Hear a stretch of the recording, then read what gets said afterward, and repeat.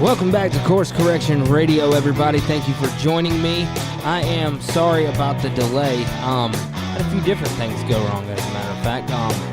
Number one, welcome back to Course Correction Radio. My name is Trey Harris, and here in the studio, which is want to connect. Today, so it's the kitchen. About that, but it looks like we have live. a very special Finally, guest. We're there. Sarah Danielle Harris, my lovely wife. I'm going to do as much of this as I can. And today, if you are watching this, that means that this we'll is do what we can. So, as you saw in the title, Shavuot, Pentecost. This week's episode right is titled "A House of It's Merchandise." finally here at the time of this recording. This is Saturday night, 9:52 p.m. did his first I'm tired. It's been a long day. It's been a long, good day, though. So, with a we scourge are made by his own coming hands. out of the and, intro now. Look and see how that applies to the house of God overall today. So, let's get into it. So, but before we do that, let us go over here and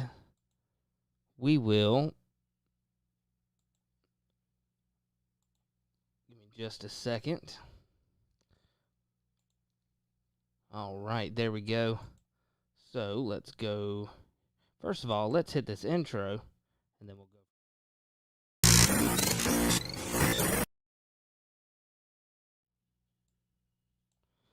All right, so guys, make sure you check out nowuctv.org. We got tons of we got the Book of Enoch video commentary series with David Carrico and John Pounders. We have got, let's see what else we've got. They've got so many things. I'm just going to take you through a quick tour of the website. So you've got all the cutting edge from 2021.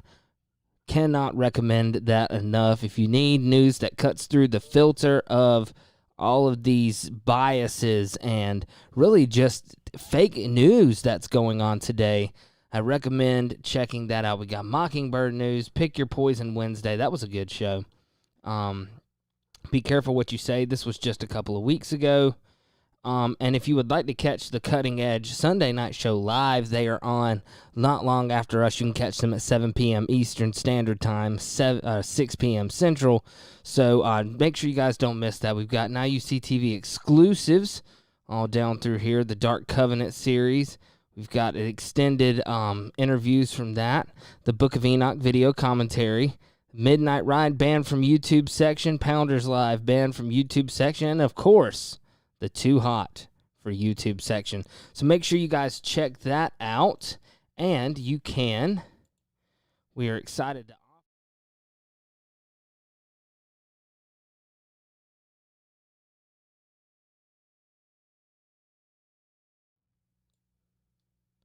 You guys can use our promo code CCR for your first month free. That's all caps CCR for your first month free. And I'll put that on the screen so you can see it again.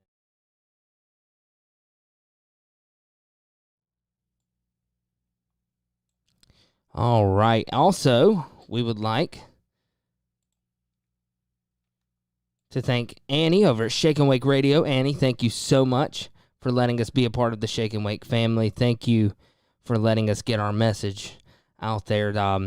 Thank you. Thank you so much. God bless you, and God bless everybody that is partnering with you over there. Let's check this out. You can come over here, and if you just scroll through here, you can see some of the shows that are up here. Really good shows, really good alternative media over here. Walter Veith, we've used him before to talk about some of the things with holidays and their pagan origins. You got a bunch of great shows over here. So make sure you guys check out shakeandwakeradio.com. And I don't have it up here. Make sure you guys check out truthradioshow.com as well. Make sure you guys support Dan, who also will get you unfiltered news that you can trust. So without any further ado, let us get into this. So let me pull up an extra window here. Matter of fact, we'll just click on that. Let's see. Then we'll do it like that. There we go. Quick and painless. That way you guys can see and read along. Let me turn my chair around this way.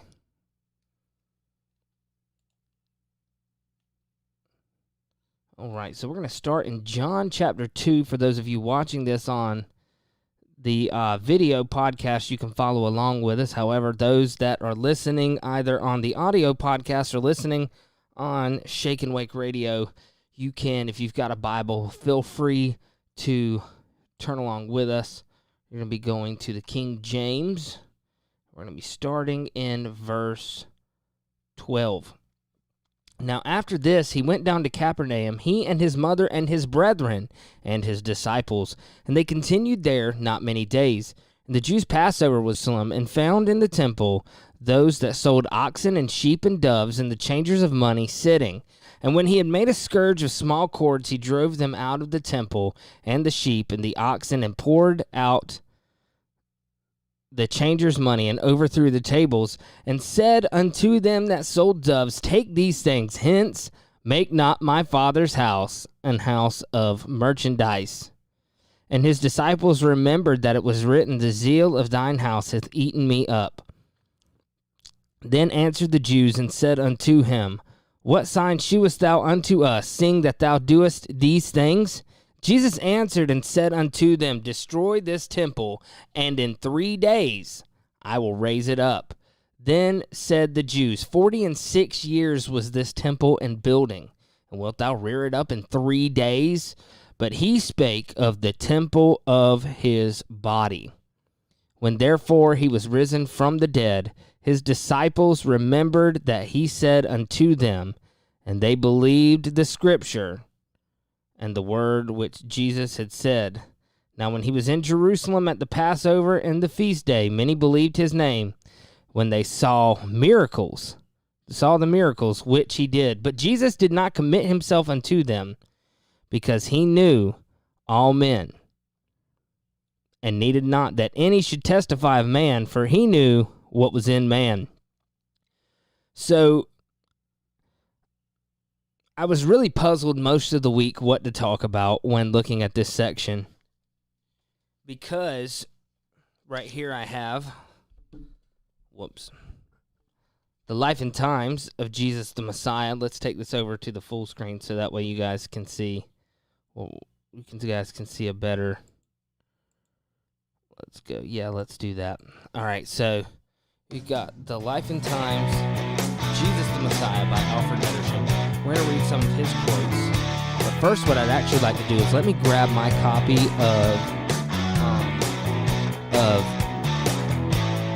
Welcome back to Course Correction Radio. My name is Trey Harris, and here in the studio, which is, today it's the kitchen, we have a very special guest. We have Sarah Danielle Harris, my lovely wife. Hi, guys. Today, if you are watching this, that means that this is Shavuot, Pentecost. It's not right now, but when you're watching it, it will be. It's finally here. At the time of this recording, this is Saturday night, 9:52 p.m. Right, I'm tired. It's been a long day. It's been a long, good day, so you though. Can see it as well. We are coming out of the intro now. Let's go back over to the shared screen. And what we're going to do is we're going to come over here where we are at. Click on commentaries. Excuse me.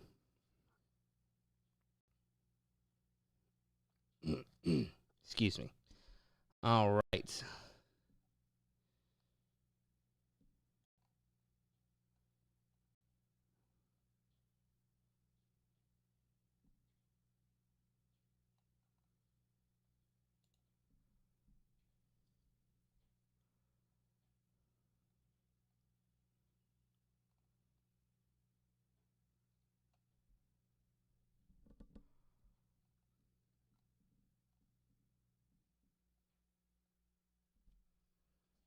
All right, so there you guys can see that right there. And I may have clicked on the wrong one. No, it's the right one. They've got two different versions of Matthew Henry's commentary up here. All right, so Oops, went too far down. That way you guys can follow along, at least somewhat.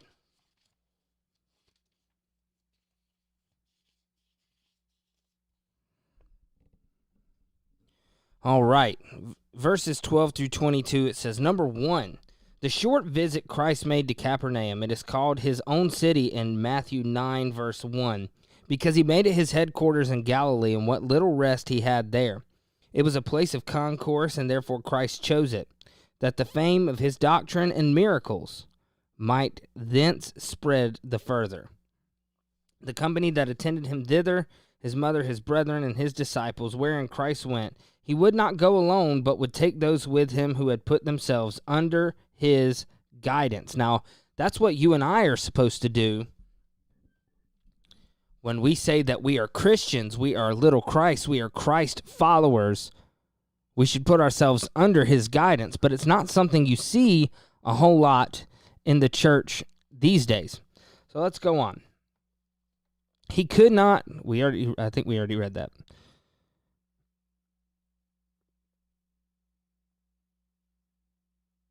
He could not go alone, but they would follow they would follow him because they liked the sweetness either of his doctrine or of his wine. His mother yet followed him, not to intercede with him, but to learn of him. His brethren, who were at the marriage, and his disciples attended him wherever he went. It should seem that people were more affected with Christ's miracles at first than they were afterwards, when custom made them seem less strange. His continuance there, which was at this time not many days, Christ was still upon the remove, would not confine his usefulness to one place, because many needed him. He did not stay long at Capernaum, because the Passover was at hand, and he must attend at Jerusalem. All right. So the Passover he kept at Jerusalem. It is the first after his baptism. Christ, being made under the law, observed Passover at Jerusalem. He went up to Jerusalem when the Passover was at hand, that he might be there with the first. Christ kept the Passover at Jerusalem yearly ever since he was 12 years old. But now that he was entered upon his public ministry, we expect something more from him than before. And two things he did there. Number 1, he purged the temple, verses 14 through 17.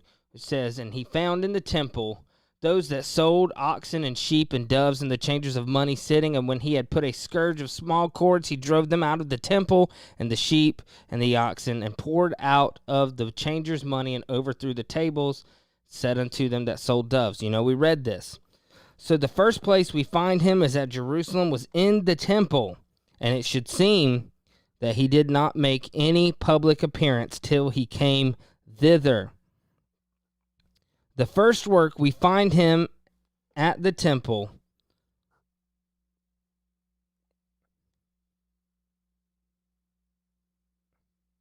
was the purging of it. He first purged out what was amiss and then taught them to do well. He expects that all who come to him should reform their hearts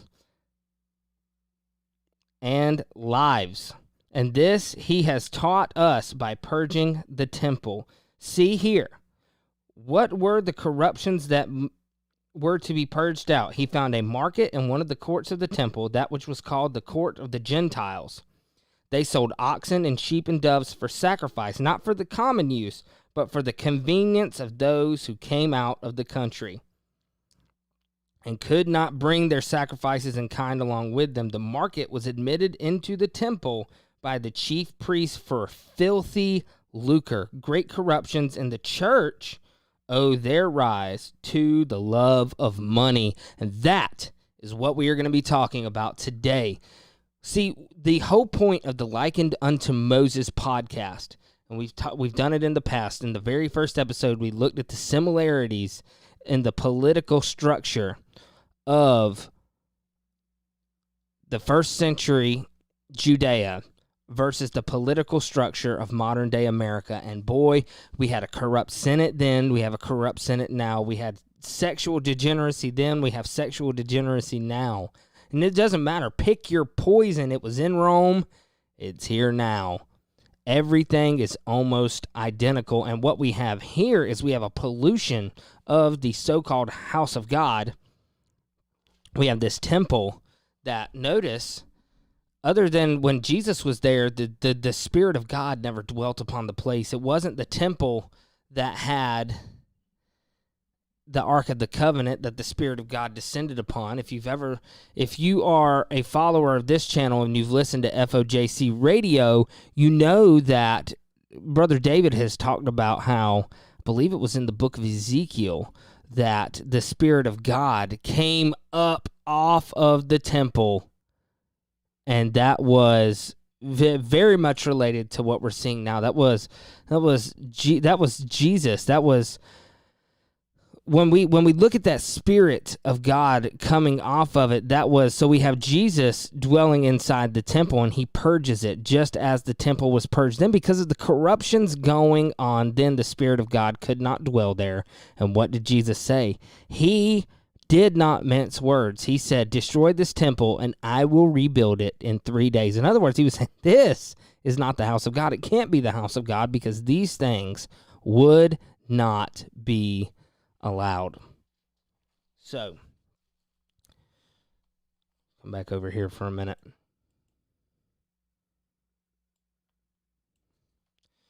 So, think about what we have going on here now, and well, we will know that the things that we have very similar things going on now. So welcome back to Course Correction Radio. My name is Trey Harris, and here in the studio, which is today, it's the kitchen. This was just last year. We have a very special guest. We have 2020, and this is everybody's least favorite pastor in America, Kenneth Copeland. And listen to what he says. So I think I've got that to where you guys can hear it. So let's go.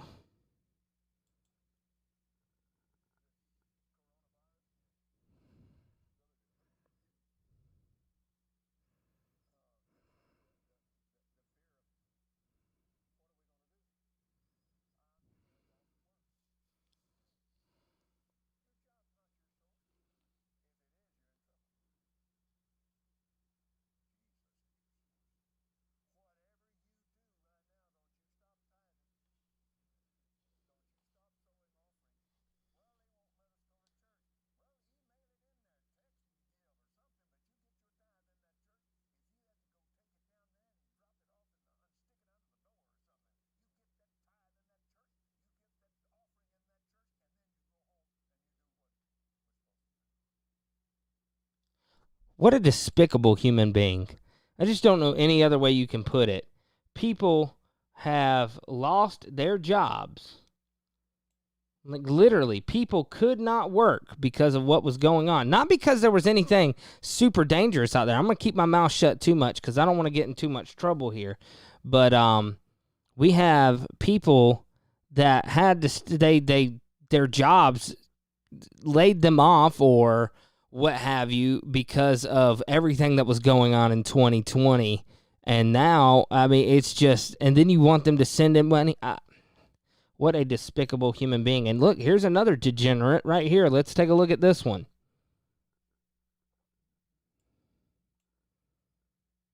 Start this over from the beginning.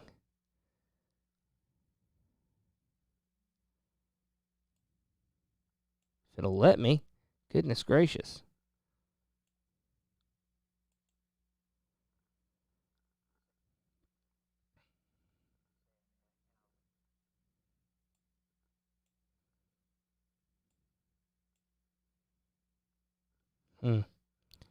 Not sure what's going on with this one. Let's see if it'll play from here.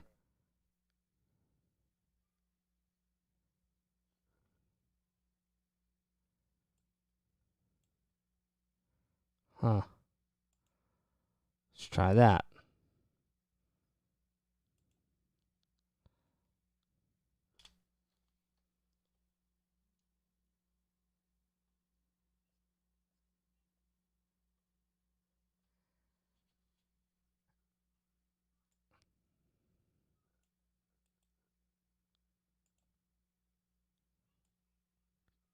Guys, I think Joel Osteen broke my computer. I'm just kidding. Anyway, I can fill you in on what that one was. So basically, what happened is Joel Osteen was on the Oprah Winfrey show, right? Of course. But basically, she gives them this shtick about how televangelists are known for taking people's money. They're known for being sleazy, kind of con artist people. And Joel Osteen says he just tries to do the opposite. He doesn't ask people for money. But then it goes on and shows an email at the end that he sends people about how they can sow their seed, how they can, they can give a gift. So, and the guy that doesn't ask for money was asking for money. So, I mean, what? It's just unbelievable, these people, man. So, let's see. How are we looking on time? So we're about 20 minutes in. So, another thing I wanted to do is, so let's go over and we're going to read, this was the book that made me,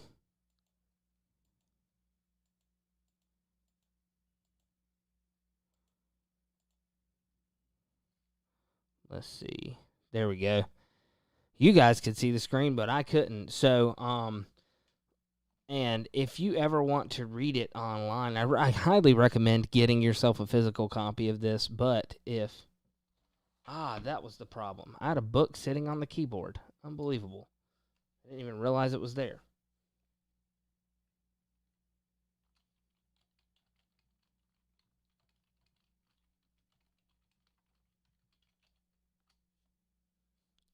See if it'll let me do that from there.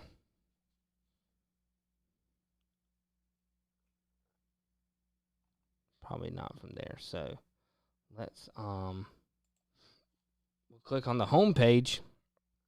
And what you can do is they've got these tools down here.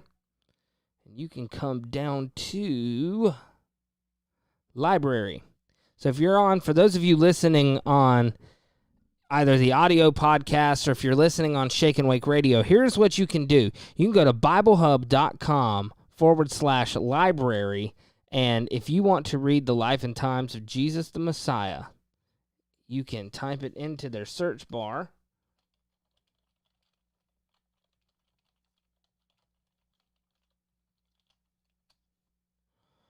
And you can pull it up right there, right online. So let's see. And it was up here, so I hope it still is.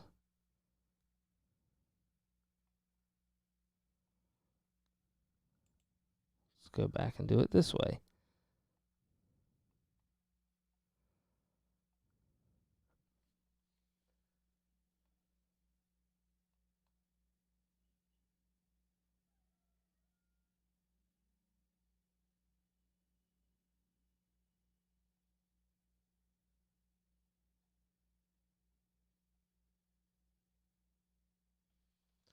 This was just here earlier when I did it.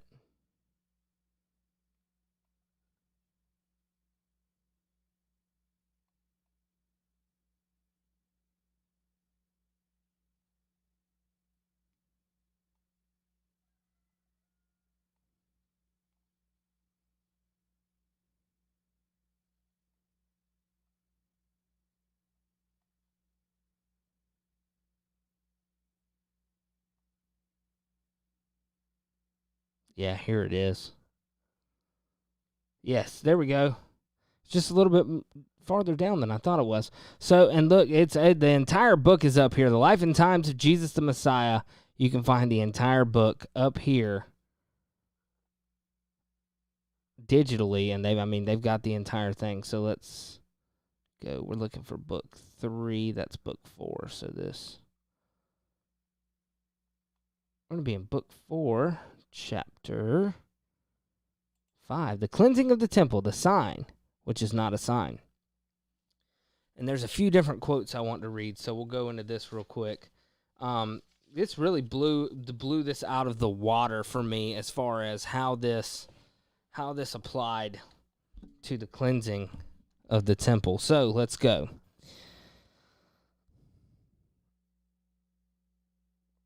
he talks about just like he goes through the entire thing we did, John 2:12 through 25, but he mentions this. He said, if we could only feel quite sure and not merely deem it probable that the Telhum of modern exploration marks the site of ancient Capernaum, with what solemn interest we would wonder over its ruins. We know from the Old Testament history, so he goes in to talk about, that being the chief home of Jesus, and he says, and the reason he brings that up is, he basically goes in, sets up the stage for what's happening. He says, he talks about the year that Jesus was baptized, how we can know that this was the Passover that took place that following spring. And what he does is he cites a few texts about how it was probably the year 27 AD. And it says, a month before the feast on the 15th of Adar, bridges and roads were put in repair and sepulchres whitened to prevent accidental pollution to the pilgrims. Then some would select this out of the 3 great annual feasts for the tithing of their flocks and herds, which in such case had to be done 2 weeks before the Passover, while others would fix it as the time for going up to Jerusalem before the priests to purify themselves, that is, to undergo the prescribed purification in any case of Levitical defilement. But what must have appealed to everyone in the land was the appearance of the money changers who opened their stalls in every country town on the 15th of Adar, just a month before the feast. There were, no doubt, regularly accredited and duly authorized for all Jews and proselytes, women and slaves and minors excepted, had to pay the annual temple tribute of half a shekel, according to the sacred standard, equal to a common Galilean shekel, which was about 2 dinars.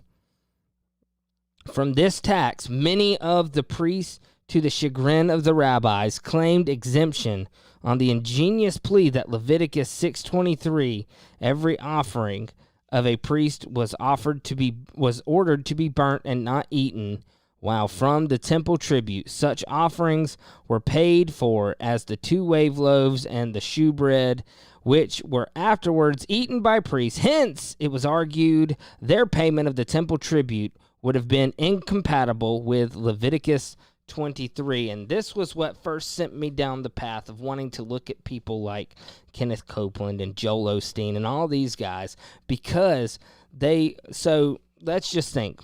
If I remember correctly, Kenneth Copeland has been asked to reveal his tax records and he won't do it. Joel Osteen has been asked, won't do it. Stephen Furtick has been asked and hasn't done it. And it just reminds me of how these priests claim their exemption. Now, keep in mind, all their churches are 501c3 tax-exempt non-profit organizations, and here they are making profit of them. How funny is that? So let's see. Let's keep going. It is reasonable, nay, almost necessary inference that many of the foreign Jews arriving in Jerusalem would take the opportunity of changing at these tables. So let's back up just a little bit. So it talks about this half a shekel. They're basically. So what would happen is these. Give me just a second, guys.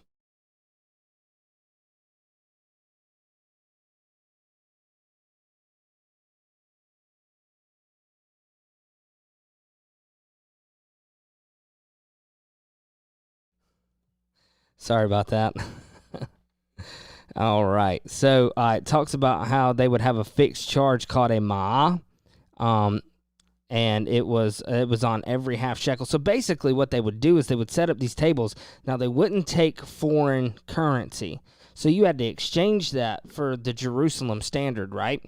And then what they would do is they would charge you an arm and a leg to exchange the currency. So this is what it says. So, although not only priests, but all other non-obligatory officers and those paid for their poorer brethren were exempted from the charge of the kolbon. Now, the kolbon was, if, make sure I'm remembering this correctly. So, but that Colbone was that money changing. It must have brought an immense revenue, since not only many native Palestinians might come without the statutory coin, but a vast number of foreign Jews presented themselves on such occasion in the temple. Indeed, if we compute the annual temple tribute at about 75,000 pounds, now keep in mind this was in the 1800s, 75,000 pounds, the banker's profits must have amounted to anywhere from 8,000 to 9,000 pounds, an immense sum in the circumstances of the country. But even this does not represent all the facts of the case. It is a reasonable, nay, an almost necessary inference that many of the foreign Jews arriving in Jerusalem would take the opportunity of changing at these tables their foreign money, and for this, of course, fresh charges would be made, for there was a great deal to be bought within the temple area needful for the feast in the way of sacrifices and their adjuncts, or for purification, and it would be better to get the right money from the authorized changers than have disputes with the dealers. It is difficult to realize the vast accumulation of wealth in the temple treasury, but some idea of it may be formed from the circumstance that despite many previous spoliations, the value of gold and silver, which Crassus, 54 to 53 BC, carried from the temple treasury, amounted to the enormous sum of about 2.5 millions sterling. Readers of the New Testament know that the noisy, incongruous business of an Eastern moneylender was not only one carried on within the sacred temple enclosure, was not the only one carried on within the sacred temple of the enclosure. It was a great accommodation that a person bringing a sacrifice might not only learn but actually obtain in the temple from its officials what was required for the meat and drink offering.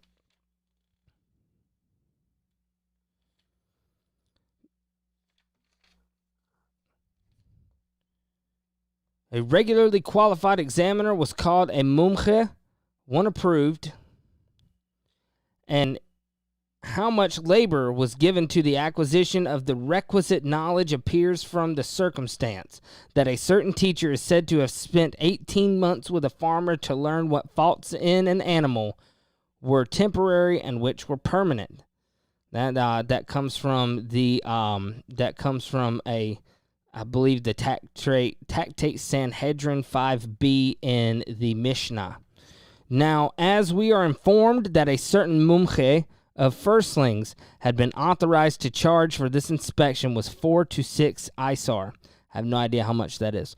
According to the animal inspected, it is but reasonable to suppose that a similar fee may have been exacted from the examining of the ordinary sacrificial animals, but all trouble and difficulty would be avoided by a regular market within the temple enclosure, where sacrificial animals could be purchased, having presumably been duly inspected and all fees paid before being offered for sale. It needs no comment to show how utterly the temple would be profaned by such traffic and to what scenes it might lead. From Jewish writings, we know the most improper transactions were carried on to the taking undue advantage of the poor people who came to offer their sacrifices. Thus we read that on one occasion the price of a couple of pigeons was run up to the enormous figure of a gold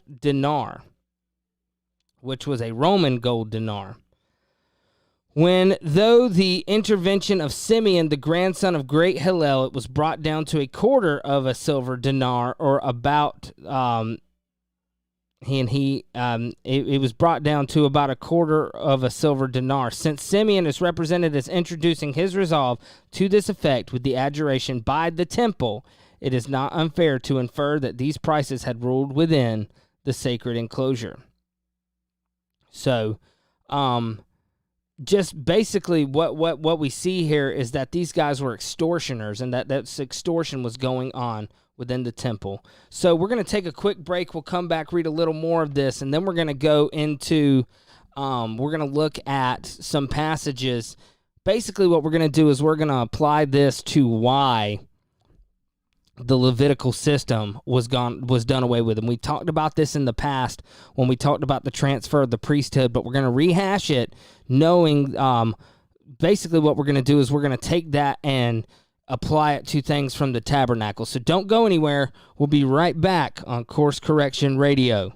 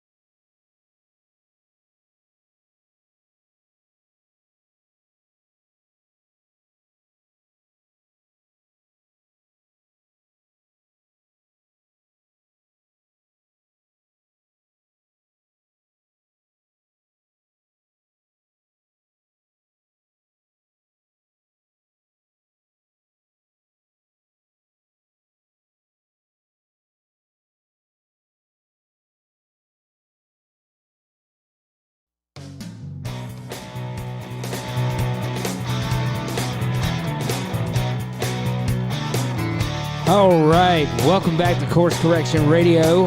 Thank you for sticking with us through the break. So basically, welcome back to Course Correction Radio.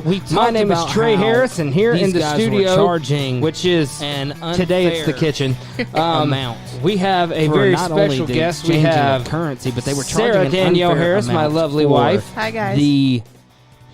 Today, if you are watching this, that means itself, that right? This is for the means for sacrifice. This is let's Shavuot, go back into Pentecost. this because now we It's want not to right find now, out. but when you're watching it will be. It's finally here We're at the gonna time of find this out recording. This is Saturday exactly night, 9:52.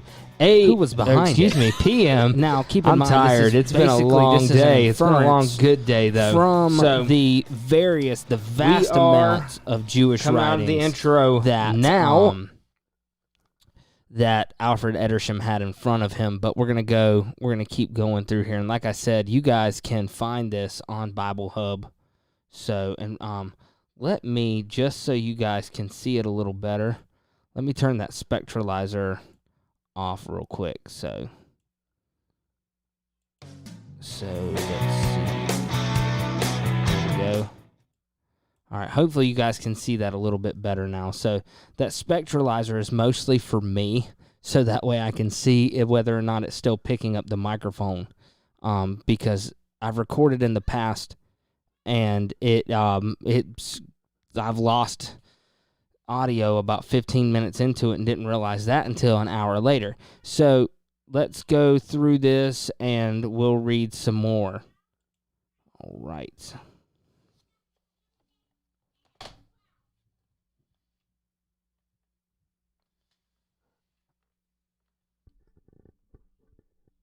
All right, but it can hardly be believed. So basically, this is what it says. This leads up to another question, most important in this connection. The whole of this traffic, money changing, selling of doves, and market for sheep and oxen was in itself, and from its attendant circumstances, a terrible desecration. It was also liable to gross abuses, but there was about the time of Christ anything to make it specially obnoxious and unpopular. The priesthood must always have derived considerable profit from it. Of course, not the ordinary priests who came up